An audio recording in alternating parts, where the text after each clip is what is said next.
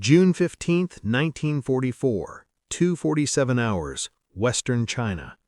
68 Boeing B-29 Superfortresses thundered down the runway at Hinching Airfield, each aircraft pushing toward the 120-mile-per-hour rotation speed needed to lift 68 tons of aluminum, fuel, bombs, and crew into the night sky. The target?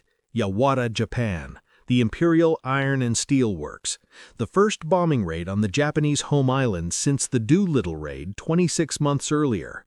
But the true miracle isn't happening in the air, it's happening beneath the landing gear. The runways these bombers are using, 8,500 feet of perfectly compacted earth capable of supporting a 140,000-pound aircraft, were built entirely by hand. No bulldozers, no steamrollers, no concrete mixers, just 500,000 Chinese workers using techniques that hadn't changed since the construction of the Great Wall 2,000 years earlier. Standing at the edge of Hinching's runway, watching the last B-29 climb into darkness, American engineer Captain Robert Stewart sees something impossible made real.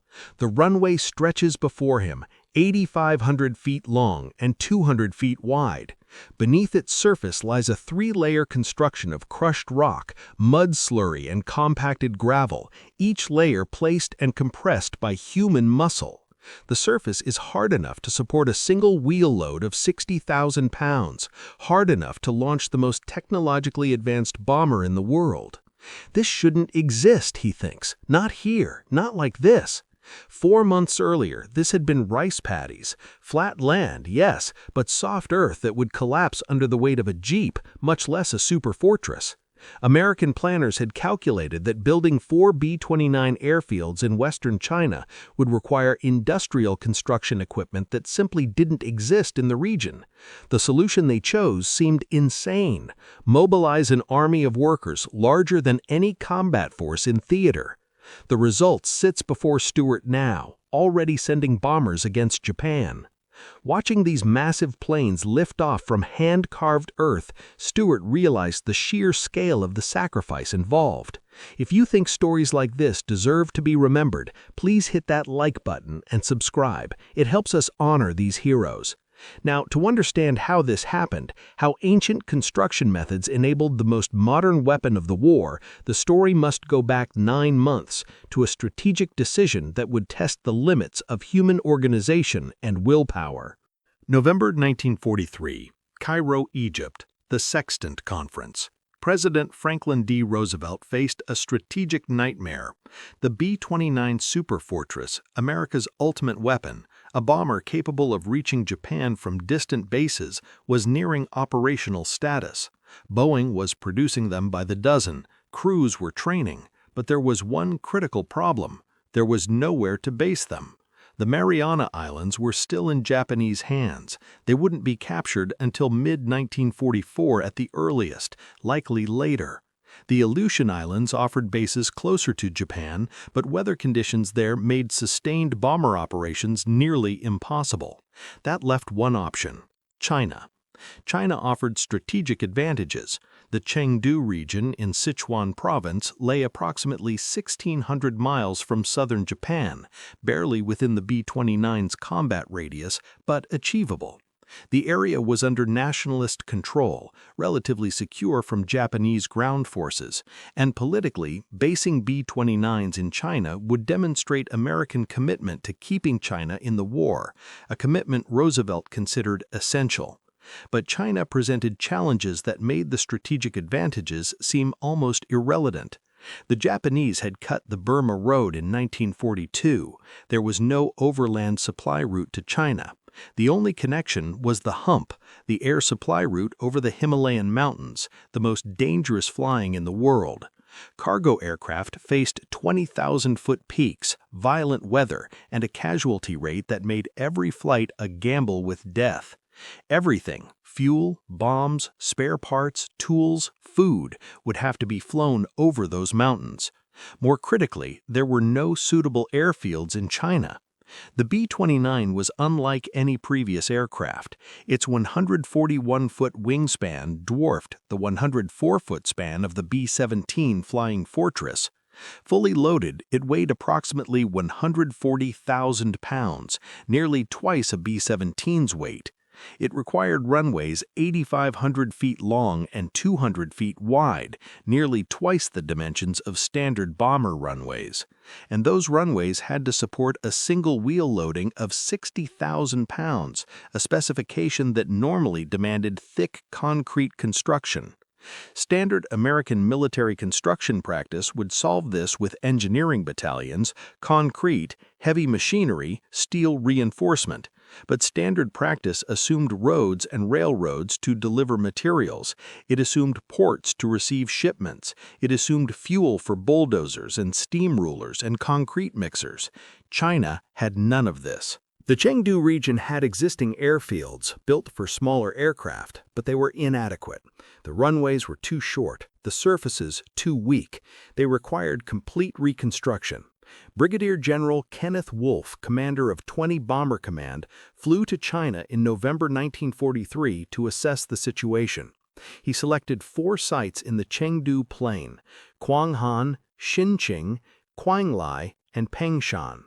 All had existing runways that could be extended and strengthened. All were positioned in the relatively flat terrain, offering decent approaches for heavily loaded aircraft. But how would they be built? American engineers calculated requirements. The surface needed to be approximately 19 inches thick to support B-29 operations.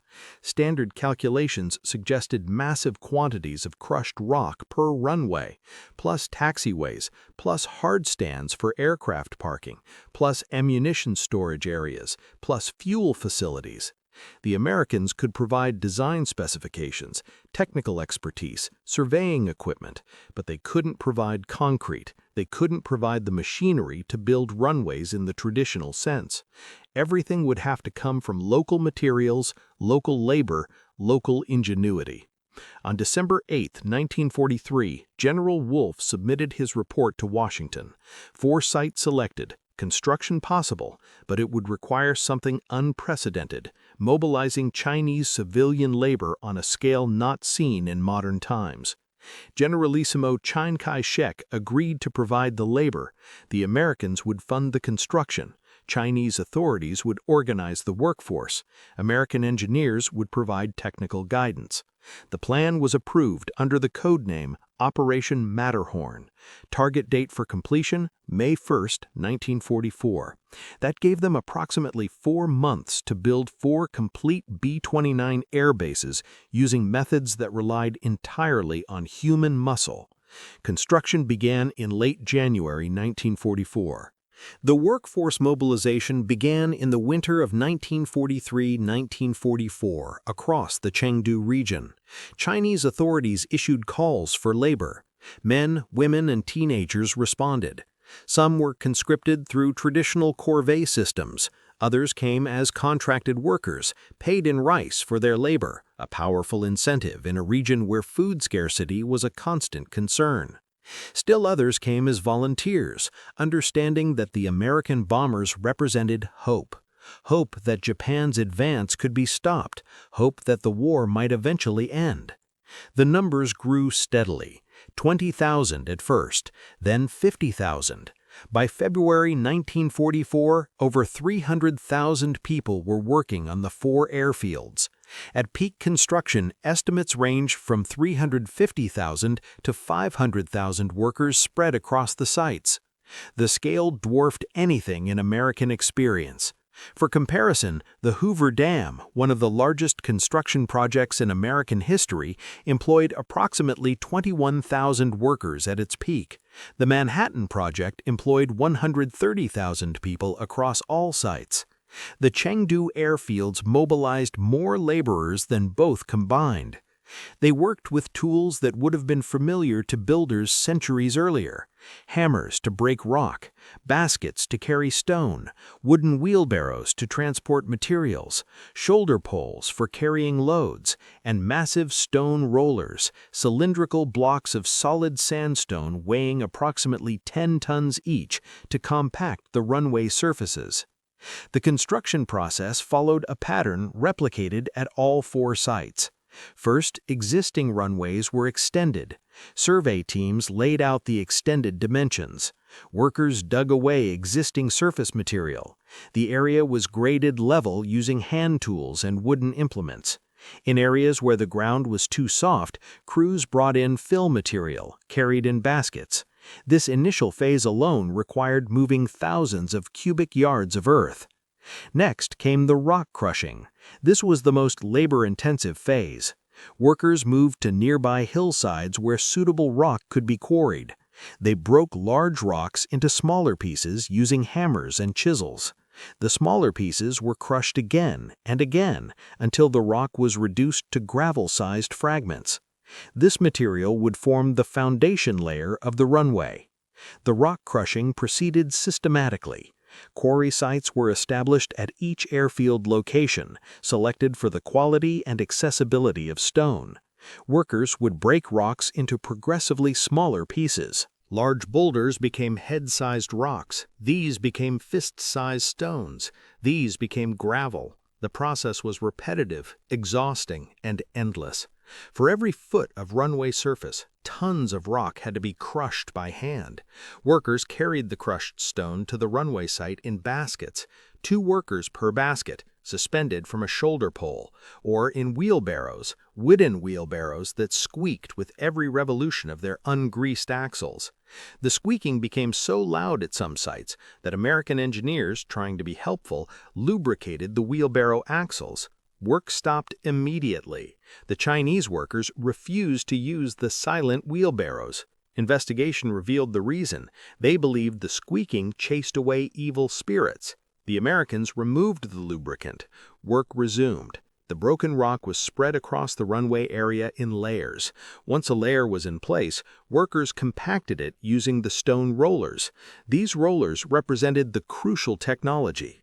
Each was a solid cylinder of sandstone, approximately 10 feet long and 5 feet in diameter, weighing about 10 tons. Thick ropes, hundreds of feet long, were attached to the rollers. Teams of workers, sometimes numbering in the hundreds, gripped these ropes. On command, they pulled. The roller moved forward, its weight crushing the rock beneath it, compacting the surface. The coordination required was extraordinary. A foreman would call out commands, his voice carrying across the construction site. The workers would respond in unison, pulling together, maintaining even tension on the ropes. If one section of the team pulled harder than another, the roller would veer off course. If the team didn't pull together, the roller wouldn't move at all. The work required a level of collective discipline that took weeks to develop. It was brutally dangerous work. If the roller began moving faster than the workers expected, if someone stumbled, if coordination failed, the massive stone could overrun the rope teams. Workers were injured when rollers got away from their teams. The massive weight, once in motion, was nearly impossible to stop without the coordinated braking effort of hundreds of people. But the work continued. Layer after layer of aggregate, each layer compacted by the rollers. Then came the binding material, a mixture of clay, mud, and fine gravel. This slurry was spread over the compacted rock. More rolling followed, forcing the binding material into the gaps between the crushed stones, creating a semi-solid surface. The process was repeated until the runway reached the specified thickness. Then the surface was smoothed and shaped to provide proper drainage. The entire surface had to be slightly crowned, higher in the center, sloping to the edges, so water would run off rather than pooling. The work proceeded day and night. Some sites operated 24-hour construction schedules, with work continuing under torchlight after dark. American engineers supervised, providing technical guidance on grade, drainage, and compaction. Chinese foremen organized the labor gangs, coordinating the movement of thousands of workers. Living conditions at the construction sites were primitive. Workers lived in temporary shelters, simple structures of bamboo and thatch. Food was basic: rice, vegetables when available, occasional meat. Medical care was minimal, yet the work continued, driven by a combination of necessity, patriotism, and the simple need to earn food during difficult times. By April 1944, all 4 airfields showed significant progress. The runways were taking shape, Taxiways were being constructed, hard stands for aircraft parking were being prepared. The basic infrastructure was emerging from what had been agricultural land just months before. But as construction neared completion, a new threat emerged. The spring monsoon season was beginning, and with it came rains that would test whether these runways could survive modern weather. Late April 1944, Kwanghan Airfield, Chengdu Plain. The monsoon arrived with characteristic violence. Sheets of rain hammered the Chengdu Plain. Water cascaded across the newly constructed runways, and American engineers watched with growing alarm as their worst fears materialized. The surfaces were dissolving. The problem was fundamental. Concrete runways shed water easily. The non-porous surface directed rainfall to drainage systems, but the Chengdu runways were porous by nature. The rock and mud slurry that gave them strength also made them vulnerable. Water seeped into the surface, softening the binding material, threatening to wash away months of labor in a matter of days. Captain Robert Stewart watched water pool on the runway at Kwanghan. The crown, the subtle curve designed to shed water, was working, but not fast enough. Water was infiltrating the surface. In some areas, the binding material was visibly eroding. Small channels were forming as water found paths through the compacted layers. If this continued, the runway would become an unusable quagmire. The mathematics were brutally simple. A B-29 exerted 60,000 pounds of pressure through a single main landing gear wheel. The runway surface had to distribute that load across a sufficient area to prevent the wheel from sinking into the ground. Dry, the compacted surface could handle this. Wet, saturated with water, the surface strength dropped dramatically. American engineers estimated that prolonged rain could reduce surface strength by 50% or more. Worse, the rains showed no sign of stopping. Weather forecasts, such as they were in 1944 China, suggested weeks of monsoon conditions ahead. The runways needed to survive not just this storm, but dozens more before the rainy season ended. American engineers proposed solutions: dig drainage ditches alongside the runways, improve the crown to shed water more effectively, add gravel to areas where water was pooling, but these were long-term fixes that wouldn't solve the immediate crisis. 4 runways that were days away from becoming unusable, and B-29s scheduled to arrive within weeks. The Chinese engineers had a different approach. They mobilized the labor force, still present at all 4 sites, for emergency repairs. The solution was simultaneously ingenious and simple. Workers would recompact the surfaces.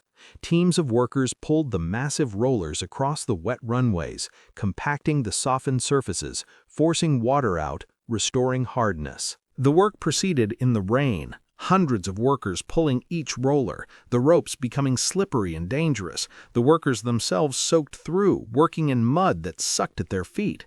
But the technique worked. The compaction forced water from the surface layers. The crown's shape, enhanced by the rolling, directed water to the edges. Drainage improved. The emergency response demonstrated something that American engineers hadn't fully appreciated. The construction method's advantage wasn't just its low technology requirement. It was also its flexibility. When a concrete runway cracked, repairing it required specialized equipment and materials. When the Chengdu runways degraded, they could be repaired using the same methods and the same labor force that had built them in the first place. American engineers added their own refinements. They directed the placement of additional aggregate in areas where water was pooling. They supervised the construction of improved drainage channels. They adjusted the surface crown in critical areas. The collaboration between American engineering expertise and Chinese construction capability produced solutions neither group could have developed alone. By early May, the runways had survived the initial monsoon rains. The surfaces remained operational, but the experience revealed a truth that American planners hadn't fully appreciated. These runways would require constant maintenance. They weren't permanent structures like concrete. They were living systems that needed continuous attention. The Chinese workforce adapted to this reality. Labor gangs remained at each airfield, ready to respond to surface degradation. After every heavy rain, teams went out to inspect and repair. After every period of aircraft operations, crews checked for deterioration from the pounding of landing gear. The airfields required constant tending, like crops in a field, but they worked. On May 24, 1944, the first B-29 landed at Kwanghan. The aircraft's weight pressed down on the runway. The surface held, no cracking, no subsidence. What had seemed unachievable had been achieved. More B-29s arrived throughout late May. The 58th Bombardment Wing deployed to the 4 Chengdu airfields, Kwanghan, Xinqing, Qionglai, Pengshan. Each base received its complement of superfortresses. Each runway proved capable of handling the loads. American air crews, arriving from their training in India, stared in disbelief at the runways. They had been briefed on the construction methods, human labor, stone rollers, but seeing it was different from hearing about it. These runways looked primitive compared to the concrete expanses they'd trained on. The surfaces were rougher, the texture was different under their boots. But when a B-29 rolled down these runways and lifted into the air, the surfaces performed exactly as required. The logistics of operating from the Chengdu bases proved as challenging as the construction. Every gallon of aviation fuel had to be flown over the hump from India. Every bomb, every spare part. A B-29 required approximately 7,000 gallons of fuel for a mission to Japan. That meant flying in 7,000 gallons per aircraft over the Himalayas, a process that often required multiple cargo aircraft flights. The inefficiency was staggering. For every gallon of fuel delivered to a B-29 in China, approximately 7 gallons had to be consumed by cargo aircraft flying the hump. The supply line was consuming more resources than it delivered, but it was the only supply line available. Despite these challenges, by early June 1944, 20th Bomber Command declared the Chengdu bases operational. 4 airfields, approximately 80 B-29s, ready to strike Japan. The decision was made. The first mission would target the Imperial Iron and Steel Works at Yawata on Kyushu. Date: June 15, 1944. The runways built through human organization would send America's most advanced bombers against the Japanese homeland. The Chengdu runways represented more than a construction technique. They embodied a philosophy that would define Allied success in World War II. When technology isn't available, organization will suffice. The decision to build the Chengdu airfields using primitive methods wasn't made lightly. American military engineers in 1944 were accustomed to solving problems with machinery. The Army Corps of Engineers had mechanized construction battalions that could build airfields in weeks using bulldozers, graders, and concrete mixers. This was the American way of war, industrial power applied directly to military problems. But Operation Matterhorn demanded a different approach. The geography made industrial solutions impossible. No roads connected the Chengdu region to ports where machinery could be delivered. The only supply route was the hump, an air route where every pound of cargo cost fuel and risked lives. Shipping a bulldozer over the hump was theoretically possible, but practically insane. The fuel required to fly the machine to China could keep multiple B-29s operating for days. So American planners made a choice that seemed to contradict everything they knew about modern warfare. They would build these airfields using human labor organized on a massive scale. The inspiration came partly from Chinese engineering traditions. Chinese engineers had experience with large-scale construction using human labor: the Great Wall, the Grand Canal, imperial tombs. These projects had mobilized hundreds of thousands of workers, coordinated their efforts, and produced structures that lasted centuries. The techniques, crushing rock, moving earth, compacting surfaces, were proven over millennia. But the Chengdu airfields required adapting these proven techniques to unprecedented requirements. A road that would support foot traffic was one thing. A runway that would support 70-ton bombers was entirely different. The engineering challenge was finding a way to achieve modern performance standards using traditional methods. The critical innovation was the 3-layer construction system. The bottom layer consisted of larger crushed rock, providing a stable foundation. This layer distributed loads and prevented subsidence into the soft underlying soil. Workers placed this foundation layer approximately 10 inches thick. The rock size for this layer was carefully specified, large enough to provide structural strength, small enough to be placed and compacted effectively by human labor. The middle layer consisted of smaller crushed rock mixed with clay and mud. This binding layer was crucial. The mud and clay filled gaps between the rock fragments, creating a more cohesive surface. When compacted, this layer became nearly solid. Thickness approximately 5 inches. The ratio of rock to binding material was critical. Too much mud and the layer would be weak when wet. Too little and the rocks wouldn't bind together properly. The top layer consisted of fine gravel and additional binding material.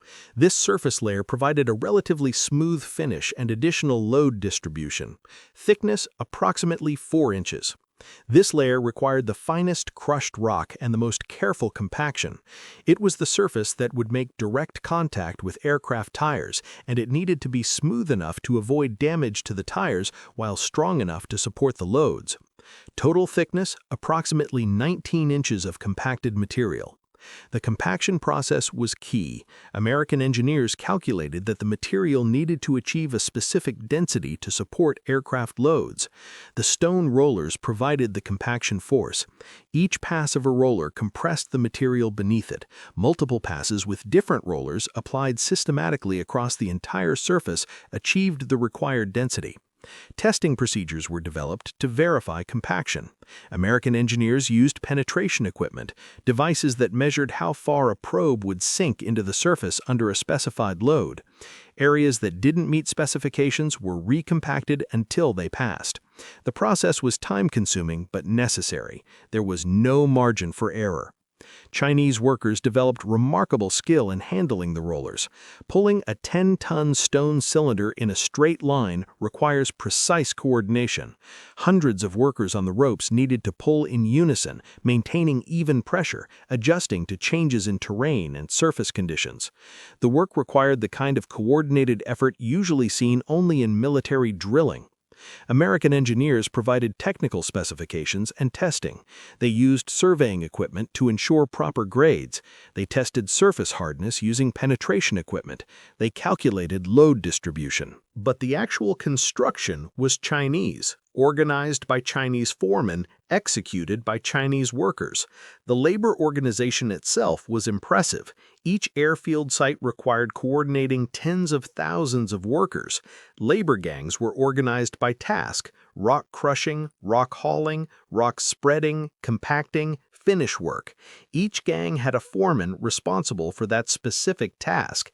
The foreman reported to site supervisors. The supervisors coordinated with American engineers. Communication across language barriers required ingenuity. Few American engineers spoke Chinese. Few Chinese foremen spoke English. They developed a working pidgin, supplemented with diagrams, physical demonstrations, and the universal language of engineering: measurements and numbers.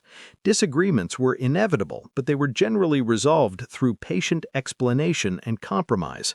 The system worked because it leveraged what was available: human labor. China in 1944 had a massive rural population. Agricultural workers could be mobilized for construction. They had experience with coordinated labor. Rice cultivation requires precise timing and collective effort. They understood working in large groups toward common goals. Payment varied by site and time period.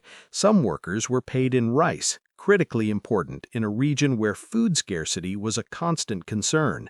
Others received small amounts of currency. Still others worked as corvée labor. The exact payment mechanisms remain unclear in historical records, but the workers came and the work got done. The philosophy underlying this approach would prove significant beyond the immediate construction project. The Allies were demonstrating that they could solve problems through organization, even when industrial advantages weren't available.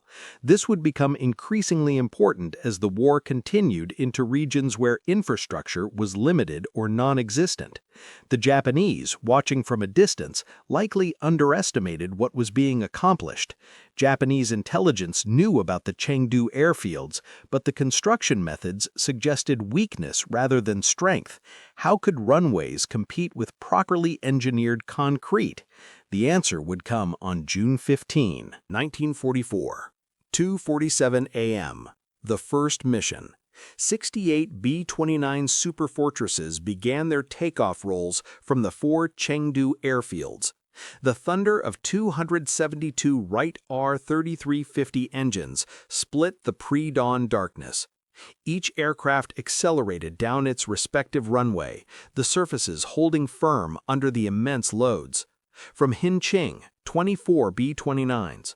From Quanghan, 30 B-29s. From Qinglai, 9 B-29s. From Pengshan, 5 B-29s. They climbed into the night sky, formed up over China, and headed east-northeast toward Japan. The target, Yawata, the Imperial Iron and Steel Works, one of Japan's major steel production facilities. The round-trip flight would cover approximately 3,200 miles and take over 16 hours. The mission wasn't purely successful. Only 47 of the 68 aircraft actually bombed the primary target. Weather, navigation difficulties, and mechanical problems plagued the formation. One aircraft was lost. The damage to Yawata was minimal. Only one bomb hit within the target area. But the strategic impact was enormous.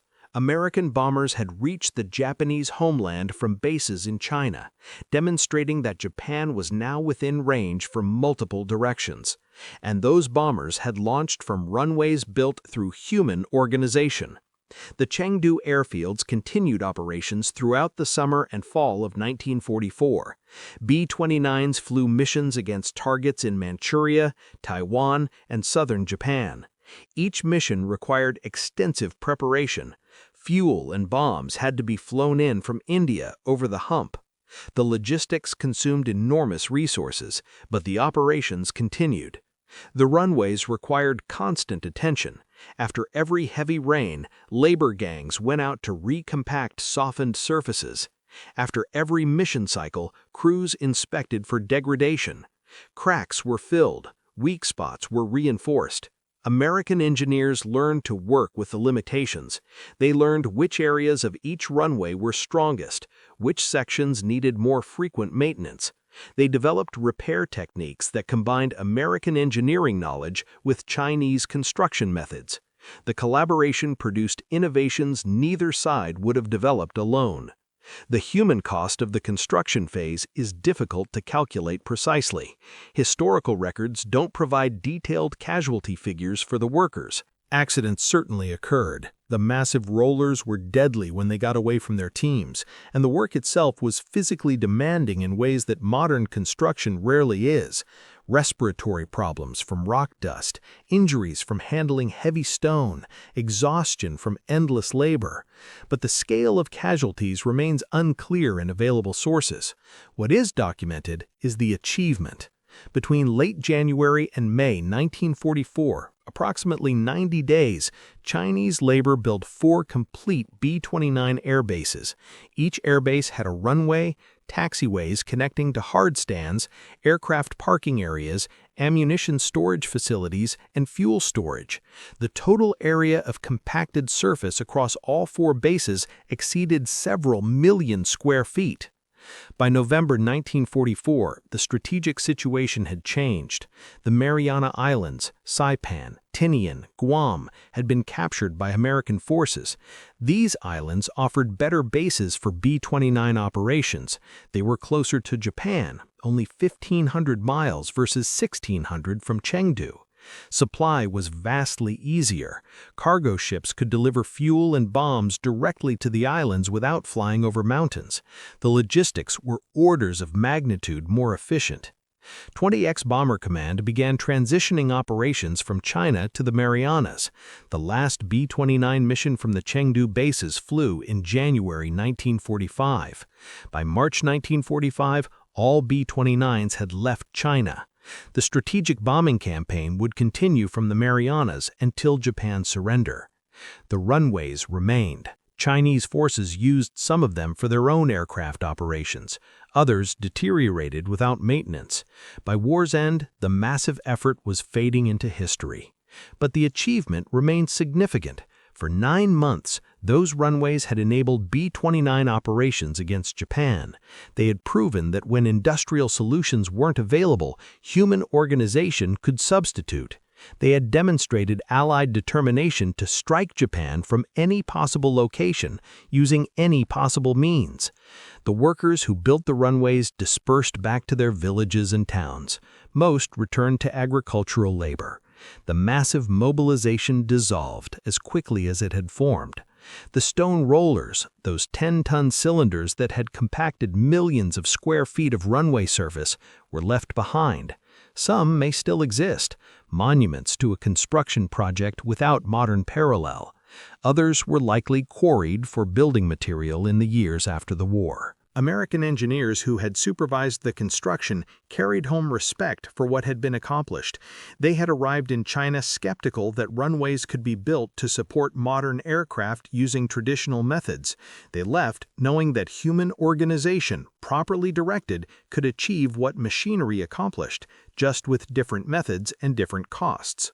The legacy of the Chengdu airfields extended beyond their operational use.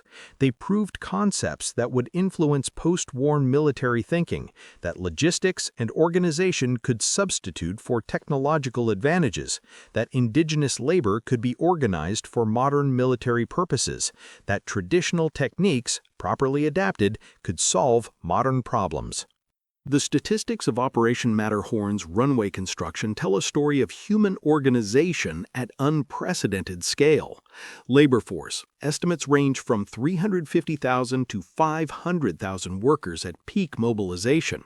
No precise census was taken. The organization was too fluid, with workers coming and going, different sites requiring different numbers at different times. But all sources agree the number was massive, exceeding any other single construction project in the China-Burma-India theater. Construction timeline: approximately 90 days from start of major work in late January 1944 to operational status in May 1944. This timeline is remarkable given the scale of work and the primitive tools available. Number of airfields constructed: 4 main bases, Quanghan, Hinsheng, Qinglai, Pengshan, in the Chengdu Plain, each with complete infrastructure. Operational period: June 1944 through January 1945, approximately 8 months of active B-29 operations. Total B-29 missions flown from the statistics of Operation Matterhorn's runway construction tell a story of human organization at unprecedented scale. Labor force estimates range from 350,000 to 500,000 workers at peak mobilization. No precise census was taken. The organization was too fluid, with workers coming and going, different sites requiring different numbers at different times. But all sources agree the number was massive, exceeding any other single construction project in the China-Burma-India theater. Construction timeline: approximately 90 days from start of major work in late January 1944 to operational status in May 1944. This timeline is remarkable given the scale of work and the primitive tools available. Number of airfields constructed: 4 main bases, Quanghan, Hinsheng, Qinglai, Pengshan, in the Chengdu Plain, each with complete infrastructure. Operational period: June 1944 through January 1945, approximately 8 months of active B-29 operations. Total B-29 missions flown from the Chengdu bases. Sources vary, but approximately 49 combat missions were flown against targets in Japan, Manchuria, and Taiwan from the Chengdu airfields. The comparison with modern construction methods is striking. A contemporary airbase construction project using modern equipment, bulldozers, graders, concrete mixers, asphalt layers, might employ several hundred workers and take similar time, but those workers would be operating machinery that multiplies individual effort by orders of magnitude. The Chengdu project achieved similar results by multiplying the number of workers instead. The inefficiency was obvious to everyone involved.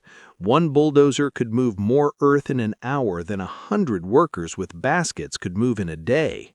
One steamroller could compact surfaces faster and more uniformly than teams pulling stone cylinders. But bulldozers and steamrollers weren't available. Workers were. The cost-benefit analysis of Operation Matterhorn remains debated by historians. The resources consumed, particularly the fuel burned flying supplies over the hump, exceeded what any direct military benefit would justify. The B-29 missions from China achieved limited damage to Japanese targets. The same resources devoted to other theaters might have produced greater military effects. But the strategic impact extended beyond bomb damage. The missions from China demonstrated Allied capability to strike Japan from multiple directions. They forced Japan to divert resources to homeland defense. They boosted Chinese morale by showing active American military operations from Chinese territory, and they provided operational experience with B-29s that would prove valuable when operations shifted to the Marianas. After the war, none of the 4 Chengdu airfields achieved the historical prominence of other World War II airbases. They weren't preserved as monuments. They didn't become major post-war airports. They faded into relative obscurity, remembered primarily by the veterans who served there and the engineers who built them. The workers who built the runways left few personal accounts. Literacy rates among rural Chinese laborers in 1944 were low. Few wrote memoirs or recorded their experiences. What remains are primarily American accounts, engineers' reports, military histories, official documentation. But the achievement speaks for itself. Organized and directed, these workers built 4 airbases in 90 days. They created infrastructure that supported the most advanced bomber in the world. They proved that human organization could substitute for technological advantage when necessary. The launch of 68 superfortresses against Japan marked the culmination of 4 months of unprecedented effort. In that moment, 8,500 feet of hand-compacted earth successfully supported the most advanced weapon in the American arsenal, a singular intersection of primitive construction and modern technology. Because these airfields were built of stone, mud, and clay rather than concrete, they functioned as living organisms. Maintenance was a constant necessity. Inspection teams and repair crews remained on standby after every takeoff cycle to address the immense structural stress 60-ton bombers exerted on a hand-laid surface. This operational reality highlights a paradox often lost in the popular memory of World War II. While the war is frequently celebrated as a triumph of American industrial supremacy, success in Western China depended on the opposite: traditional techniques applied on a massive scale. This defined the Allied war effort more than many realize. Victory was not won solely through superior technology, but through the resourceful use of whatever assets were available. When heavy machinery could not be transported over the Himalayas, the Allies organized human labor. When industrial materials were scarce, they substituted local stone. The Chengdu airfields proved that victory belonged to the side that could adapt. While the Axis powers often held tactical or design advantages, such as superior fighter tactics or tank armor, the Allies maintained the advantage in coordination and resource management. Operation Matterhorn was not a perfect success by conventional military metrics. The logistics of the hump were notoriously inefficient, and within 8 months the B-29s moved to more sustainable bases in the Marianas.